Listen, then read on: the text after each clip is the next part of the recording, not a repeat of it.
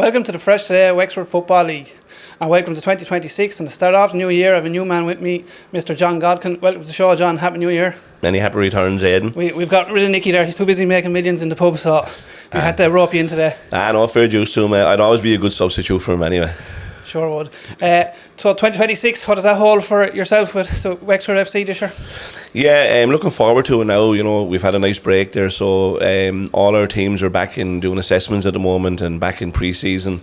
The first team actually are starting really back in earnest this week. They've done some training sessions in December, but back heavy now as of Saturday. And you know, the league kicks off in 7 weeks, so pre-season is 7 weeks long, and they're looking forward to some new signings.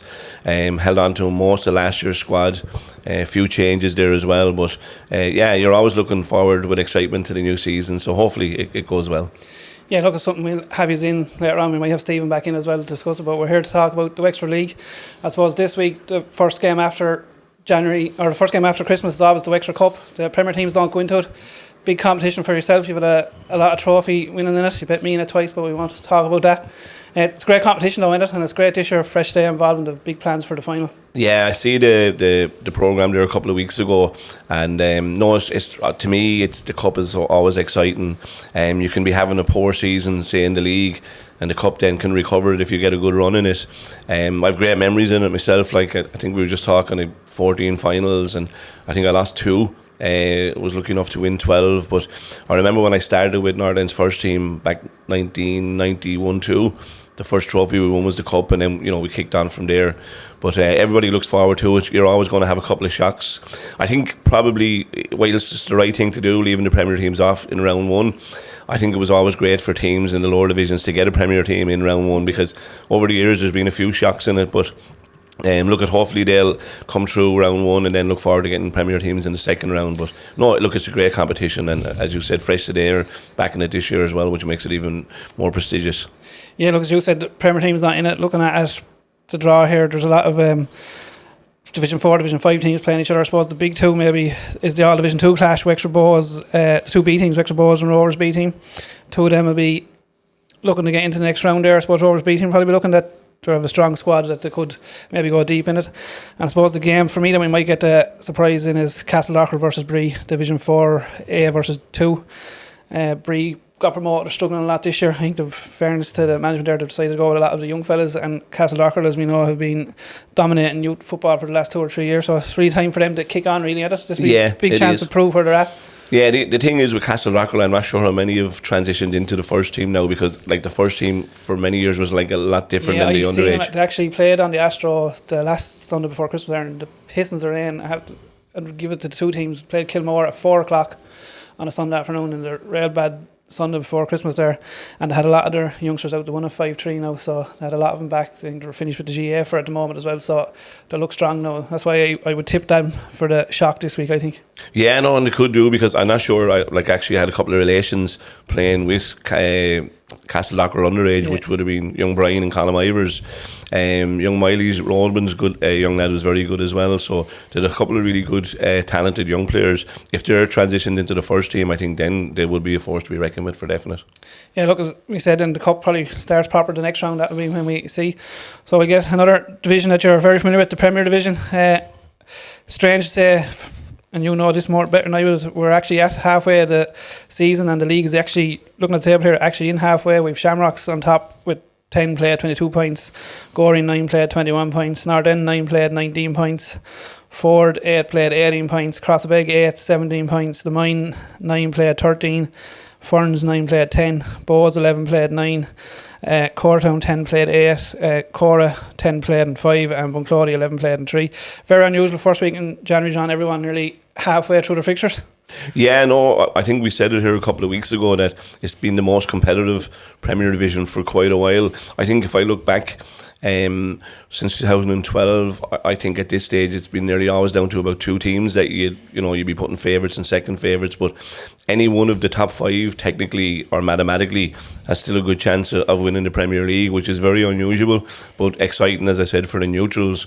I've been to a good few games just before Christmas as well, and what's exciting is there's a lot of quality players back in playing in the Premier this year. There's a few players back from League of Ireland. Even I see Tom Murphy in goal for Ferns. He's a great signing, and he's actually done a little bit of work with us underage with Wexford FC there recently as well. But if you look right throughout it, like this year, any team can sort of beat anybody. It's unusual that at the top of the table, all the teams have dropped about 8 points on average, which you wouldn't have won the league last year or maybe 5 years ago if you dropped that many points.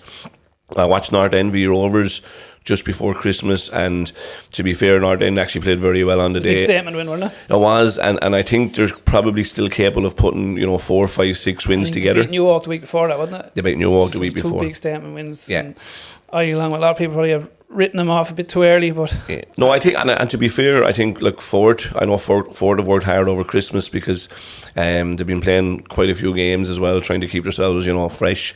Mine this year, I actually, at this stage, I would have expected probably a bit more.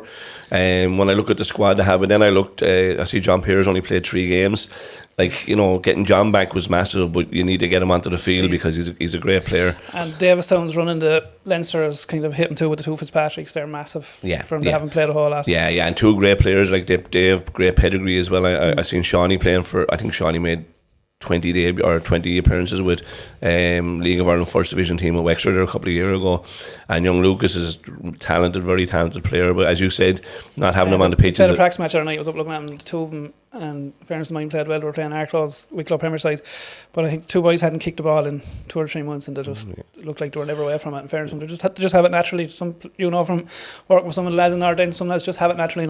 I know the 2 of those players are talented, but look with Connor and Garrigan in there as well. Look at the lads know the game really well, so you'd be hoping in the second half of the season that they might find a little bit of form or consistency. Look at Gorey Rangers. Gorey have been there the last couple of years. I know Stephen well from his Courtown days, so I know he'll be very, very committed, and he'll have them. His standards will be high. So like not many people are talking about Gorey at the moment either. But look, it's quite open. Crossabeg have had a good season. Can they maintain it or sustain it? I'm not so sure their squad is big enough, to be fair, but again, they've shown on the day that they can get some big results. It's interesting. Like, if you would ask me right now, and I'm not being biased, I think maybe Gorey, North End probably are the 2 that could put a consistent run together. Rovers at the last day, I thought in the second half they sort of, I won't say they gave up, but they threw the towel in a little bit very early. When they went the second goal down, I probably it's down to a lot of young players.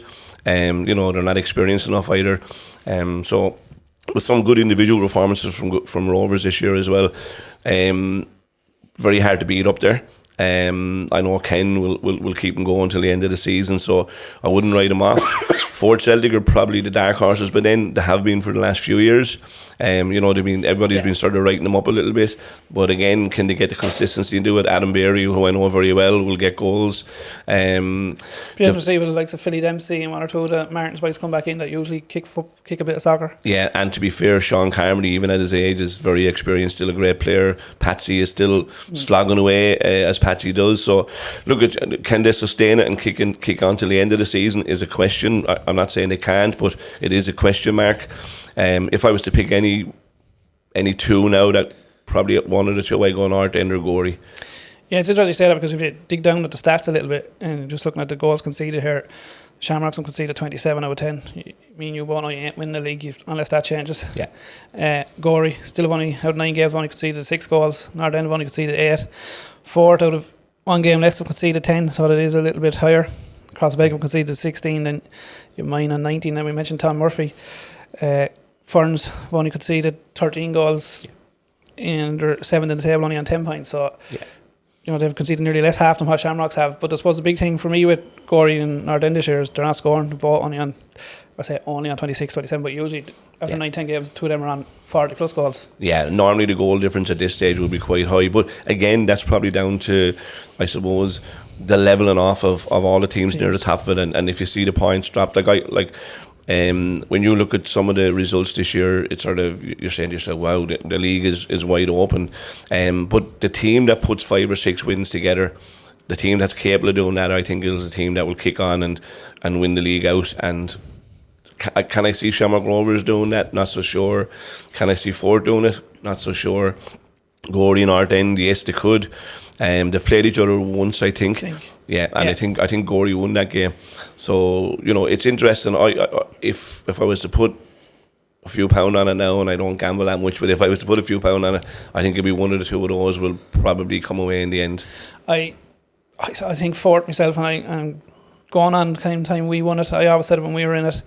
We were in finished runners up to use a couple of times, Rovers a couple of times, but was always ended up being a 2-horse race with 5-6 games to go, as we always needed it to be a 3-horse race. And the year we actually run it was a 4-horse race, as you know, right to the last game between ourselves, Gorey and Rovers. So I think if Ford can keep it a 3-horse race for 5-6 games, when every game for North End and Gorey matters for teams they're playing as well, I think it'll be I just think Ford, if they're ever going to win, I think this will be the year when Gorey and North End have dropped that little. Yeah, no, as an opportunity, I think, yes, it's a great opportunity. Look, I think Will Doyle's in there now as well, helping in the coaching background with Chris. So, Will's experience and his knowledge of football will be, that will be a big help for him. They are a young side. I'm just not so sure I can see enough goals coming from them. Without Adam Berry's goals, like young Richie Busher's this year, or Ryan is not. He's probably not scoring as many as he was the previous years, but again, if he's right again, he'll cause a lot of damage. He's a very good player. Look, it'll all depend on the results, and can they get a couple of 1-0 wins or 2-0 wins against the bigger teams. But they're definitely in with a shout, and if it's going to be an exciting league, as you said themselves, Rovers need to sustain their momentum as well, and let it run to the wire. Yeah, Rovers won't go anywhere either, in fairness, they won't. No. They'll be still around. The fixtures for this week, big ones for all them teams mentioned, like we didn't really mention across the big. If they keep winning, they're obviously going to be in a title race, but I suppose everyone's expecting maybe to fall off. They have the Mind this weekend as a big game for Joe. It's a local derby for Joe, maybe not for the Cross the Big lads, but it is for Joe. So. And to be fair, look at Joe's done a great job across the big, but I don't think that surprises us. You worked with Joe for many years, and he's a very good lad. He's a great football person. I think if mine are to kick on at all this year, I'd say they'll be expecting to win this game. If Crossabeg win it, it's a big statement from them. I'd love to see.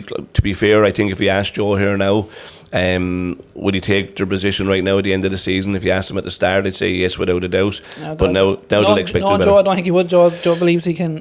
He goes into these teams thinking he can win everything. And to me, it's the right attitude to have. But I know what you're saying. Yeah, being realistic as a club. But him personally, he wouldn't be happy, especially the position he's in now. He'll honestly believe he has a chance of winning this league. Yeah, no, and that's fair enough. And to be fair, he shouldn't be managing if he didn't. But I think when you take a step back, if they finish 4th or 5th this year overall, it'll be a great season. Like, think about it, they only came up 2 seasons ago. And I remember Joe actually got Tom Brack up to the Premier League as well. So he's a great record there, and with clubs that are not renowned to be the bigger ones in the county. Look, I agree with you, but I do think I have a feeling mine might have a good second half to the season if they've everybody back. They have that fairly full strength the other night now, in fairness to them. I'd expect them to have to kick on their last 4 games. Supposed to be draws. Now they could be easily be 12 or 8 points extra, and it could easily be 4 points less as well. They could have lost the 4 games as easy as they probably should have won. Definitely should have won 2 of them. Yeah, when you look at their squad, and I looked at, because I did expect, to be honest, I thought mine would have been the dark horses this year myself. Young Brendan O'Neill and players like that going to the club. It's been excellent for them, in fairness. Yeah, and as you said, like, they've had injuries. They've had a couple of players who've been out GAA, so it's been unfortunate. But I think if they've everybody back, I wouldn't like to be playing them in the second half of the season if I'm looking at points. The boys are back from GAA. Dylan actually played the other day, came back on. He's had to play in 2 second halves, so he's heading back. John O and Shotty on a bit of suspension, still alright, but they're coming back, so they are. Yeah, when they have the full squad, they will be. Yeah, no, there won't be an easy team to play in the second half of the season. But Crossabeg have been brilliant at home, especially. I watched them against North End that day, and to be fair, they battled so hard. They probably deserved a point on the day. I was disappointed with North End's performance that day, to be fair. And I know a lot of lads out in Crossabeg, and the one thing about them is you will not get anything easy from them. And they've got some great results this year. They've come back from being down in games 2-0 and come back and won them. So look, it'll be that's probably a game I'd like to see the weekend, actually. And then Gorey Ferns has been an interesting one for me. 2 teams, as we just said. Gorey only could see the 6, Ferns 13. It'll be probably on that showing. It'll probably be a tight enough game. I think I've seen Ferns a couple of times. They're all Ferns chaps. They're all young. they're fighting. Bar Tom, the keeper, everyone else is from the village. They're fighting tooth and nail for that club. It's actually, I'd go so far as it's an inspiration to see the pride they have in their club and the way they're fighting for their club. And with Ivan, if they can keep it tight in games with Ivan, they can be able to win any game. Yeah, I spoke to Richie Hendrick actually just over the holidays. And Richie's gone in now doing some coaching, so again, a very good lad, a good football person. What he was actually saying to me was interesting. He said that they're building for the future. So they've a lot of young kids back in there. They've went with the younger players more so than the older ones. They said it's time to change. Again, I think they have a really good under 16 team or 15 team on them. I think it's 16 coming behind that as well. So yeah, and look, at a couple of good Ferns players out playing in other clubs at the moment. If they come back in the next season or two as well, you might build on. Like, it's only, I think my last season in charge in Arden, we actually played Ferns in a cup final, and I thought that was probably going to be the time for the kick on. Well, And unfortunately it didn't. But yeah, they have a very good young side. They picked up some good results there just before Christmas. Saying all that, it's Gorey at home. You hope you expecting Gorey to kick on now, wouldn't you? To put in a. Yeah, it was always interesting. One of the things I always said when I was managing myself, the first 2 weeks after Christmas tells a lot. It'll be interesting to see how Gorey have got on over the Christmas period. You know, have they worked hard? You know, have they been in training? Have they got, have they been keeping themselves ticking over? But I actually think that's a big game for them the weekend, and I think Ferns will push them. I would expect Gorey to come away with the win, but it'd be interesting to see if they don't. It could be a big nail in their coffin going for the league this year. And then a big relegation game, Wexford Boys, Cora. Wexford Boys had a good start this season, but they've fallen off a bit now. Cora have been decent in patches, and then a bad result just before Christmas again, 4-5-0. Yeah, Cora to me are a team that, again, I would have expected that. I didn't think they'd be down the relegation area this year. I expect them to come in around mid-table. Like, there's still some very good players there. Like Gar McCurtain is still there. Excellent. Niall Harney. Playing down there is always a bit of a fortress as well. But they've had a couple of bad results before Christmas, and their sort of season has plummeted a little bit. Bows have changed management. I know they've worked hard over the Christmas. They have a few players coming in. So it'd be interesting to see what transfers go on now in the next few weeks. But I think Bows, they're very young. I know young Jordy Donovan, because he's involved with our youngsters. He's gone in as a coach there. Roy Doyle has gone back in as manager as well. Yeah, so Roy's a good football person. Move, yeah, very good lad. So that's an interesting game. I think the winners of that will be safe this year. Yeah, I don't know about that, but if Bows win it, I would imagine. But if Cora win it, to bring Bows right back into him, only a point for him. And then I suppose the Fort Celtic with Clody, another big one. Both ends of the table. To me, even Clody being the surprise team of the year, to finish mid-table last couple of seasons, I actually expected them to kick on this year. Maybe try to get closer to the top 4 or 5 teams, but they went the other way. Still without a win. All I can see here, Fort Celtic home, an easy Fort Celtic win. Yeah, and I think Nicky will be disappointed with the season so far, because they've been struggling a little bit, and they've got a couple of beatings that I was surprised with. But Fort Celtic, if Fort Celtic want to have a go at the league, and if they really want to stay in the title race, they have to win it. And then Shamrocks will be looking to bounce back, but probably a team they've struggled with over the years. Coretown under new management. How do you think of their management team? Yeah, no, it's interesting. Look at Coretown, like they're a team that under day, I think over the years have probably been is one of the hardest teams to beat, especially up in Coretown. It'd be interesting to see how the new management team, how they kick off in their first game, but I'd still expect Rovers to bounce back and win that one.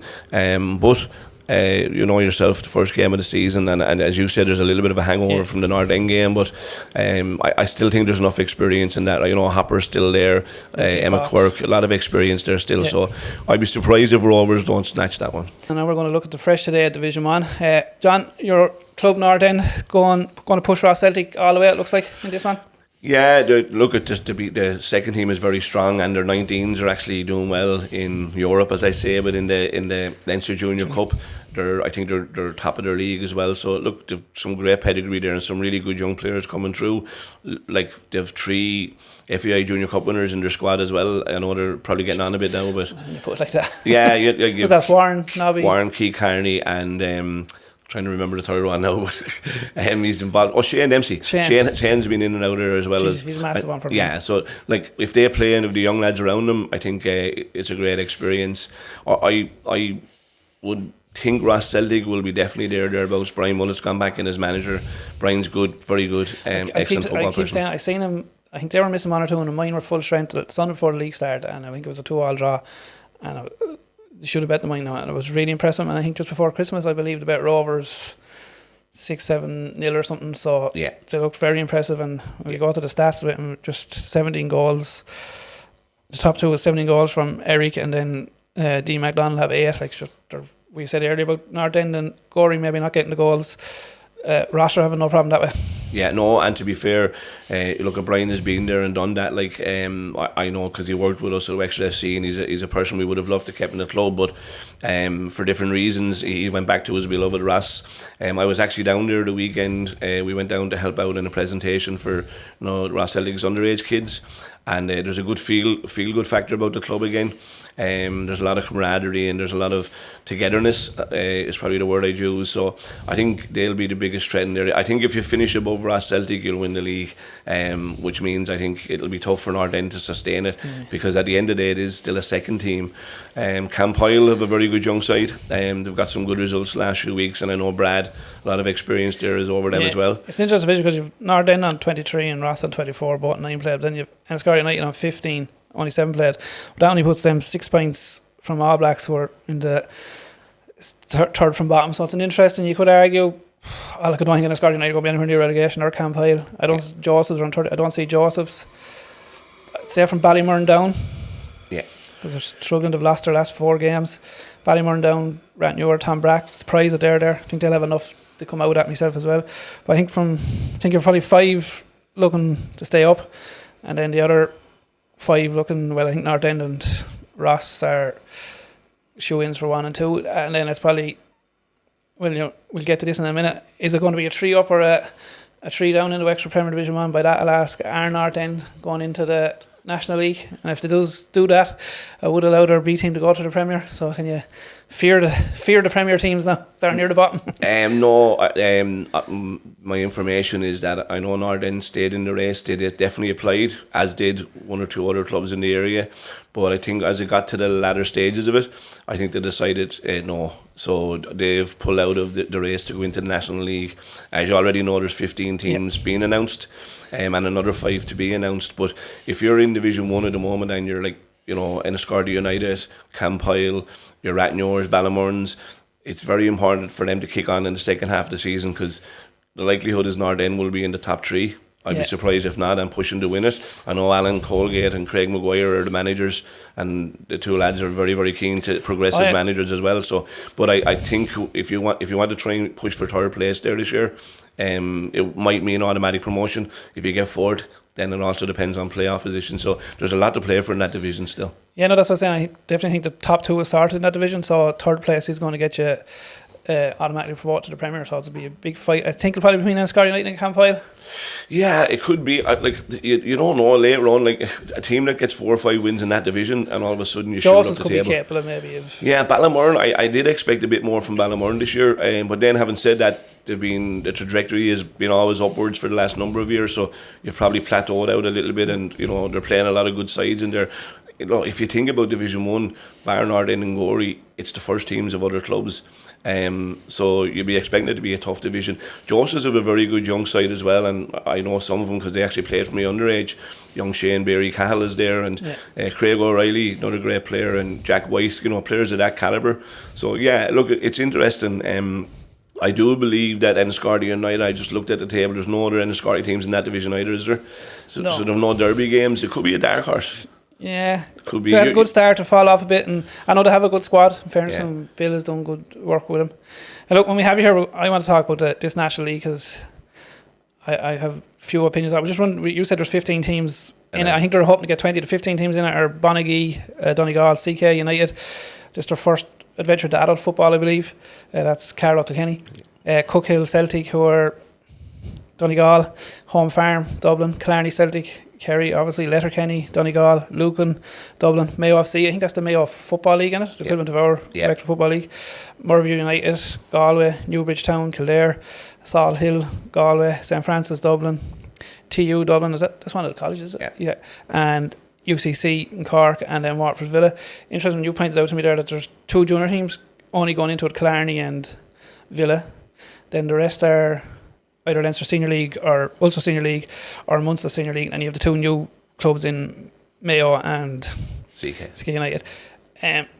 How's it going to work financially? I know and I'm not going to say out figures, not sure, but I know when we had the rugby boys in from Enniscorthy earlier in the year, or last year, they're in the AIL bottom division, and I think it's something like 6 figures it cost them just to basically run that team, as in travel, and they wouldn't be paying wages or anything like that. And I'm not saying there's going to be wages paid in this, but I think if teams want the best players, they're definitely going to be paying expenses in it. It's financially, I suppose, the big surprise for me. It's not surprising Arden and Gorey, because I don't personally think, knowing Wexford football the way I do, I don't think financially they could afford it. Big surprise for me, probably Arklow and no junior senior club from Cork is the big thing for me. It's only a college team. Yeah, I think on the Cork one, I do believe there's another Cork club that. So let's say that 15 teams have all ticked all the boxes at the moment. There's 5 still. Yeah, there's 5 still to be announced. I'm hearing there's definitely another one in Cork. The name I've heard is Middleton, but again, I'm not sure. But it's still interesting. You would straight away you think maybe Leeds or Rockmount or Ballyconnegar or something like that. Yeah, you see, they're all in the Munster Senior League as well, and which is a strong division. It's very strong, yeah. And look at, as you said, it's like right now at the moment to run an academy team in the League of Ireland, you're talking about 400 to $500,000, and that's an academy team. So people don't really understand the figures in it. There's a lot of money involved. What it costs to run a Mine Ranger or North End? Yeah. Then you're at this, and because of finances, I think they're going south and north. But to me, that dilutes it straight away, because I'm not saying you will, but you could have a situation if you have 10 teams in the south, easily could beat the 10 teams in the north, and then you've diluted that division. To me, for it to work, it has to be a national, same as the AIL League, as I said there in the rugby. But then the finances of that would be colossal for a team in Wexford or Donegal, because you could be going anywhere. I think it's the first stab at it as well, Aidan, so you've got to probably give it a little bit of time. It's me being a fantasist, but did they miss a trick here and not maybe do something with Oscar trainers type thing on this? Maybe, but you see, if you still need a base, you need a home base. Like those clubs that you're talking about, like some of the setups they have are probably even better than some of the League of Ireland teams at the moment. Like Killarney Celtic, like we had the privilege of playing them a number of times in the FAI Junior Cups. Killarney Celtic, Kerry, does it make sense? Waterford United, Villa. Yeah, I know it makes sense to Killarney and Villa, but look, if you look at Donegal, there's going to be 4. I know one of them are in Inishowen, so you have Finn Harps. Now you have Banagy, you have Cookhill and Letterkenny. Cookhill and Letterkenny. Now I know Cockhill are probably up in Inishowen, and you know it's a little bit away, but that was an interesting one for me. And look at Galway. You have 3 now: Galway, Merview. They tried that before. Didn't really work, did it? No, it didn't at the time, and I think both of them merged into Galway United, back in the day. And then also look at Mayo, like Galway United's academy would have a lot of players from Mayo, so Mayo will probably hit them as well. I like the Mayo thing. Yeah. The league doing it. The CK United have been there for a while. Yeah. Again, Evergreen, the facilities they have, probably a bit surprised, but maybe with CK United going there whenever. CK are moving to Buckley Park. So Kenny ground. Yeah, so there is my understanding that they're going to play from there. Yeah, no, it's an interesting one. If you think about the thought process behind it, I think you definitely need another division. I think promotion relegation will bring up the standards in League of Ireland, because if you're in Division 1 for the last number of years, you could finish bottom 10 years in a row. And if you look back at Wexford FC, or Wexford Youths, that time they were bottom for 3 or 4 seasons. You have to have an incentive to bring on your side and increase or improve your standards. But my understanding is they're going to run it for 6 months from June on. You'll have 2 divisions, and both winners then meet in a sort of a playoff final, and then they'll go into a playoff final with the bottom team in Division 1, but that won't happen till 2028. So the first year is like a free hit, 2026, and then they'll take it from there. But can you see 3 divisions eventually? I actually think you're going to see a Premier League with about 12 in it, Division 1 team with 12 in it, and then I think you'll have a 3rd division only. I think that's the way it will go eventually. But it's going to take a little bit of time to get there. I'll imagine this is going to be Friday, Saturday night games, and me and Nicky here have been raving for that here for the local league, but there's a big difference asking a fella to play Friday night for North End to go up to Enniscorthy to play the Mine, or even go up to Gorey to play, than maybe asking them to play for North End, and you could be travelling. We'd take it if it went south, even Newbridge, I know it's only an hour and a half up, and Luke going to be on a Friday, Saturday night, you could be talking 2 hours. Yeah.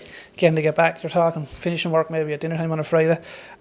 like you know yourself in the League of Ireland, there's probably some players from the junior ranks that you'd like to get, but they won't commit because they can't afford it. Yeah. So is it going to really work by getting the next best players after the League of Ireland? I can't see it. I don't. Yeah, there's pluses and minuses on both sides, right? But if you look at the Leinster Senior League as an example, right, a lot of players play in that league because they don't have to travel too far. Mm-hmm. It's basically Dublin based, right? Yeah. And they train twice a week, so it's easier for them with work commitments and stuff like that. So I do agree from that side, but what you probably don't see is the amount of young players at the moment who can't get into academies and are struggling when you get to the under 20 level. There's a lot of them would see this route as a way into first team football and as a way to stay at a higher level. So I think if you look at all the Division 1 teams in League of Ireland last year, the amount of players from 20 under increased dramatically.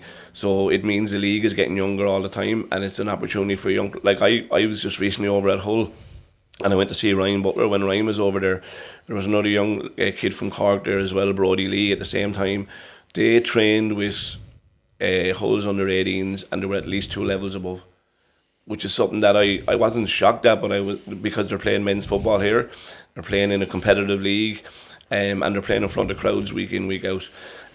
So for me, it's an avenue now for younger players to play at a higher level, and it gives them an opportunity then to develop and improve. So I think the age level of the first teams will be quite young, and it'll be young players who have an opportunity to go on to another level. So I think we've got to give it a little bit of time. Plus, the other thing for them as well is if they do win the promotion battle, they still have to get through the licensing. And then you'll also have to have an academy. So for you to kick on there, like you could win that league but still not go up.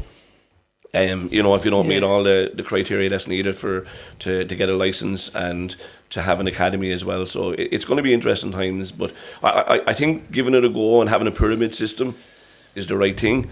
How to get it right, then it might be some tweaking along the way. I suppose my point of view from the FAI, maybe we'll try to get someone in, how much feasibility studies went into this, the cost was going to cost the clubs, did they look at maybe going, to me for the work it has to be national. I think going south and north, because you could end up having, as I said, the 10 best teams could be in the south, or the 10 best teams could be in the north. Looking at that, probably the majority, probably the Donegal teams are strong, the Galway teams will be strong.